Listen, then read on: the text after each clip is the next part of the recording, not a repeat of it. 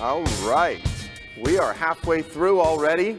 You're looking lively out there. Come on up, guys. We're getting the action up here and getting excited again because we're going to talk about data transport specifications. Who's excited? Oh, I actually got some clapping. No, we're going to talk about what these folks are doing for business because we had an MLS exec say in recent years, we'll still all be using RETs by the time I retire. And companies like the ones these folks work for are finding the cardboard boxes to help those execs get things boxed up because we're moving. RETs, if you don't know, is the way we've always transported data, 20 years or so in the real estate industry. It was a great thing that technology leaders came together and said we need a simple, common way to move data around in the industry. And that was really the first iteration of what became RESO. But it's old. It works. It's still in place in a lot of businesses. And as we say, it works, but it works like a 1978 DOT, and it'll get you somewhere, but it's not pretty. It's not the kind of technology we need to be supplying our consumers and our customers with. So we've got Josh McFall here from Valley MLS in Huntsville, Alabama. Thanks, Josh, for being here. Thanks. And Brad Belke from Utah Real Estate, who, oh, there's a lot of Brad fans here. Hey, wow. Hey. Come on, make Josh feel good, too. Let's get some more claps for Josh. Here. Wow. So both of their organizations have crossed the finish line. And at RESO, we're documenting the organizations who are on the leaderboard. Who's walking the walk? Who has done this work that we've said we're going to do for our customers in the data space, but they've finished it.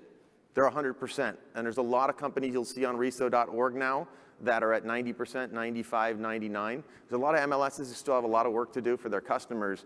But we really want to hear what MLS organizations should be thinking about in their planning, in their timelines, the decisions they make, and then how they communicate that with their technology vendors, their brokers, and their brokers' customers. So, Brad, I think you were one of our first shining stars in this space. Can you talk about what was the decision process to even start this for your organization? Well, the first thing was we wanted to make sure we could build an API transport vehicle that would work for us. So we built that 2018, early 2019, and then we talked about, we listened to RESO, we listened to the industry, and we said, you know, this is, the moment is here, we're gonna have to make a big decision and we're gonna have to communicate it, and we're just gonna have to pull the trigger. And that could cause some backlash, that could cause some problems, that could cause some PR issues, but we decided to do it, and in 2019, we basically said, starting, I think it was in March of 2019, no further feeds would be given out that were RETs based. So any new vendor who came in got the API. And then we made the communication in July of 2020 to all of our existing vendors who are utilizing a RETs feed that January 30th, 2021 would be the end of our RETs, and we would deprecate it, and we wouldn't provide any more feeds. During that time, we made announcements. We had some pushback. We had some very, very happy vendors who were willing to work with us, and I think that was the key, was having, you know, really good partners who would help us along, find out the issues in the API, address those with us, fix them, continue the journey, and by the end of January, we were completely done. And it was an exciting time, and we turned off our RET server. And here's a funny point. We used a PDAP feed to get some broker data from other MLSs that we work with, and we're now consuming RETs feeds, which is pretty funny. We don't give them out, but now we have to consume them in. And so we're trying to help those MLSs get an API in place so we can work with them. And the PDAP feed is the Participant Data Access Policy? Correct. That Council of MLS worked on with NAR, so a broker can get its own data back in an efficient way from an MLS. So let me back up a little bit to the decision point before you started doing the work. Was this something that your board decided needed to happen? Was this something that you as the executive needed to come and say, this is the vision, and sell the rest of management on that? How did the decision-making process come together? So I think it started mainly with myself and some staff members who said, you know, we were listening to everybody in the industry. Everyone wanted to do it. Everyone was talking about it. People were writing some white papers and news releases, and I said, you know what, if we could walk the walk and talk the talk and do it, others will follow. And so we made that decision. We talked to our board and we said, it could be painful. We might have vendors who say no, that won't come along for the ride. But honestly, there was one or two, and they were very tiny vendors just in our local markets. Everybody came along for the ride. And I think we were lucky. We took a bold step, and here we are today celebrating it and making our lives so much easier on staff. I can configure things so much easier. The vendor issues have fallen away, and data is much more accurate via an API. So Josh, same sort of thing on the decision point, and obviously you're in a different situation where Brad's big flashy organization gets headlines all the time, but we don't brings talk a about, fan club to these kind right? And he brings a fan club with him to sessions. So how did you come to that decision point as an organization? So we have about 4,000 subscribers in Huntsville, a regional multiple listing service, so a smaller scale. But we started last year. I'll kind of take the long road there, but I'll answer it. But we started last year kind of talking about, or 2019, talking about where do we want to be when we grow up, because we had done a lot of really cool things with data shares and that kind of stuff. And so we flipped our model to really be a business generation partner for our brokers and our agents. And so it was driven for us by our brokers saying, hey, we know there's cool tools that are coming down the pike. We want to be a part of that. Huntsville's a very techie city. We built the rocket that put man on the moon. So and we're still building rockets for Blue Origin now. I mean, there's just smart people everywhere. And so we knew that our brokers were asking for it. Our board said, let's do it. And in mid-2020, that's when we sent out the first email to just say, hey, to our vendors, we're going to make this conversion by the end of the year, and we'd like for you to do this, and here's why. And we didn't build it in-house. We worked with a vendor to actually help us to have the API transport system, and it was seamless and made it easier, like Brad said, on staff as well as on the brokerages themselves to be able to use that technology with it. And so it really goes back to, for us, flipping our model as an association on MLS, really being driven by what our brokers and agents are asking for. And so how do you make that decision in the planning process early on? I mean, there's money involved, there's resources, time involved. What is that just initial planning like? And then how do you sell your team on something that at the end of the day, some folks will say, it's going to be the same data. We're going to get the same data across, even though we know, again, standardized data is not coming out of those old RET servers. It's only coming out of the web API. But there's a planning process just on being able to say to your team, this is what it's going to cost us in terms of time and money. Yeah, so we do everything kind of from a leadership team model. So we first, as a staff, kind of like I think what Brad did, brought it to the leadership team and said, okay, here's some advantages of why we should do this, and here's where it's going with it, and we've got a vendor that's willing to work with us on it, and here's what the potential could be, and here's some potential hiccups with that. And they brought it to the board, and the board said, go for it. So it was just us executing. And the plan was simply communicate and communicate and communicate, because we had set December 20 as our cutoff. We wanted to end our red server by then. We ended up in reality closing it June of this year because we had some holdovers, because we didn't want to be the MLS partner to just say, if you don't have the time or resources, we're still cutting you off. We worked with those few holdovers, and there was just a few and far between. And I know that's kind of where some folks are in getting to 100% right now.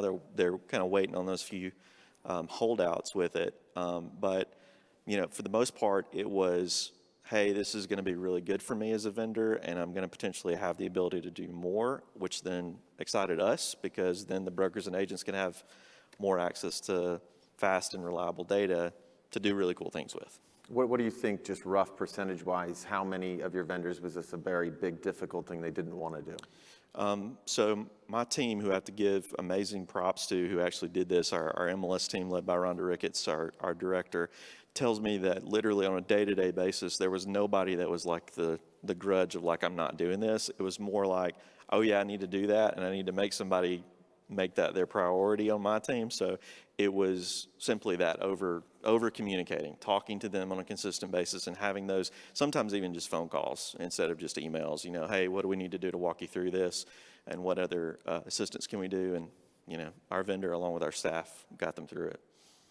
Yeah, so we've talked a little bit about that with the different resources that it costs and the timelines. What was the timeline from when you had to tell them from this is going to happen and they started paying attention? We talked to Real Tracks in Tennessee, and they said they sent out an email, the second or third email to their vendors, which was, we're not kidding, was the subject line, because a lot of folks are waiting for that last second, which is what good product development people do, just ruthless prioritization. What was the total timeline it looked like there for you? So for us, it was May of 20, the first email went out, and then it became really personalized touch points, kind of, if folks were not in the process or hadn't logged in, then they got another email. And then if they just still didn't respond, then they got follow up, either personal emails or phone calls directly from our team.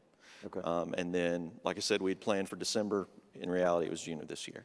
Okay. And Brad, same thing were there multiple timelines you had to kind of push back on? So we reached out first to two really regional website providers that were IDX providers that had probably 300 or 400 accounts in our market, and we converted them first. We knew they were not the national vendors, but they were mid-sized regional vendors, and so we went through the process with them. When we realized it was not that difficult for them, it was a couple week process where we got it all done, then we felt good about making that first communication in July of 2020, and we communicated, and to be honest, some people went in that summer, some people went in the fall, most people went December 1 to January 30th. They waited till the last 2 months. And there were issues, there's no doubt. I mean, to say it's perfect, it's not perfect. We dealt with a bunch of vendors and some data didn't go through the way they needed it to, and we had to make corrections. And I would say those last 60 days were the critical ones. And then what was funny was we actually left on RETS and the API, and we were looking to see what they were pulling from. Were they still pulling from RETS? And then some of them never communicated back that they had made the switch, so we just started to turn them off. And we never received calls, so we knew they were getting the data via API. And so there was probably 15 or 20 of the 200 who never communicated one way or another, but just did it. And then once it was done, like Josh said, it was a celebration, because now the full control was internal, and our vendors have fully transitioned, which is amazing. We had that similar moment of like nobody's using it. Like we had converted them, and then we're like, wait a second, why are they not pulling that feed yet? And then it was kind of the end of 2020 when we started seeing those initials with that, kind of the same thing, because we thought, oh my God, we've done all this work, and now no one's going to use it this way, So because we had left on the server, and they were still pulling RETs. So once I think they saw the benefits of that, it kind of started flowing for everybody. So. And you lost a couple companies, didn't you, that just couldn't technically keep up and make the transition forward? Yeah, we had two vendors. One was really small and serviced one broker in my market, a very niche broker, and they called us and said, this is our only account in real estate. They provide websites in other industries. They had one real estate account, and they just said, it's not even worth it for us to try to rebuild something. And the broker said, well, you're just going to do that to us? You're just going to force us to get a new website? And we said, I came back to them and I said, look, if you went out and bought a computer today with a 5 1/4 floppy disk, maybe you could do that. I said, but we're not going to allow that to continue to happen. We can't have you on an early version of Windows. We need you to move forward. And unfortunately, this is going to be a byproduct of our progressing. And the broker was actually fine. She found a new vendor and moved on. It was one communication, but it wasn't a Facebook chain of why are they doing it to us. I just laid it out there. We're not going to go backwards. We have to move forwards. If your vendor wants to come, great. If they don't, here's a list of other vendors who will. I think one of the really cool things is that API is such a much more accepted thing outside of real estate. And so the exciting part for us was that there were folks who wanted to work in real estate spaces and websites and that kind of thing for brokerages.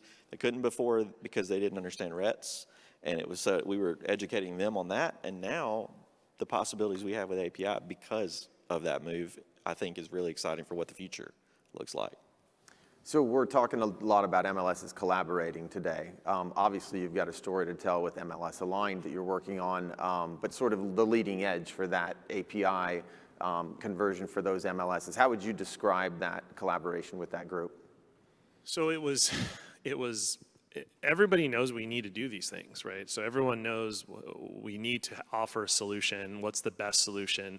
And when you come together with like-minded people, you come up with better solutions. That's what I always say. You come up with a better set of talking points. You can speak with other CEOs. You can speak with other technical staff, and we basically shared the vision of what the API should look like. And so the Utah Real Estate has its own API hanging off of our database. Very, very similar to MLS Aligned. So now we can share this API vision, add all the fields. And I think that was the biggest thing is initially MLS Aligned was just RESO Data Dictionary Platinum certified fields. We realized that not everyone's going to get there right away, so we had to adapt. And so I think earlier, about 3 months ago, now all the fields are available, so you can custom put in any field. So that gives us the ability over the next 6 months to a year to onboard anybody who wants to use the API. And if they're not ready to fully go data dictionary perfect or API perfect, they can still come in and get their data out via an API. And I think that's always the first step. Once you're there, it's easy to modify. But if you don't go all the way there, you're stuck in that mode of RETS API. Which one do I use? I have to manage both. I could have data syncing issues in both. That's hard to do. It's hard to manage.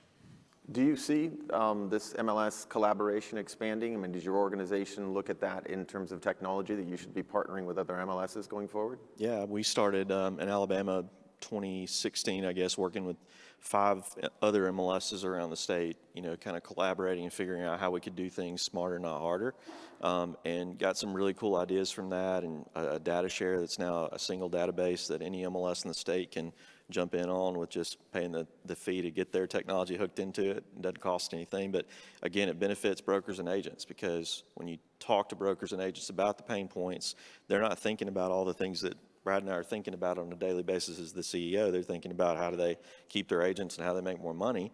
And so figuring out ways to do that, I think, is what the really cool piece of MLS is actually getting together and sharing those resources. Is what's coming out of it is we're bringing all those different perspectives of your business model and what your board's saying or what your group's saying, and then get to hear all of it together and figure out how we solve it for the future.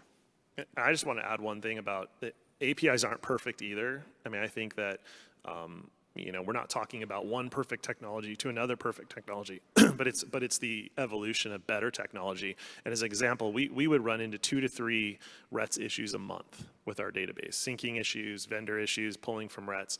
We have only had, since we're fully live, we've only had 4 issues total in the last 10 months that have come up that we've had to solve, and they were much easier to solve and much quicker to solve. So it's not perfect, but it's a lot better. And it takes a lot less resources and a lot less management. So the folks who are looking to get the process started and take the leap, what's the thing you didn't know, the mistake you made, the one little piece of advice you'd give them as they're trying to get themselves kicked off here? I would just say make your decision and follow through. If it takes you 6 months or a year, start it. Don't give up, right? The vendor community will come with you. They're our partners. They want to do this too. Just don't give up. It's so easy to backtrack and to say to one vendor who's very important in your market, you don't want to do it, it's okay. I can tell you now they can all do it. We can all do it. And so when we know that, stay on course, stay on path, get it to the finish line. And that may take longer than you want, but get it to the finish line because it benefits everyone. Once I do it and Josh does it and another person in the room does it, it just makes it easier for every other MLS that comes after. So get to the finish line, don't give up. I would just say communicate and be the good partner to the vendors, the broker community that need it, and do it in the way that they need to get it because they're busy, and so we want to be that good partner to them, and so just keep communicating it.